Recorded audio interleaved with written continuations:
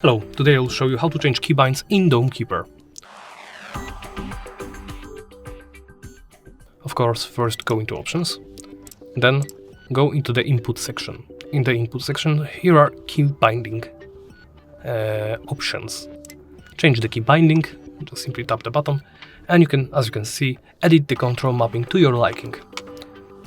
As you can see, there are many different sections between general, the settings for the two playable character, three playable characters, the keeper, the engineer and the assessor, of course the dome settings, the laser dome settings and the sword dome settings, artillery dome and Tesla dome settings.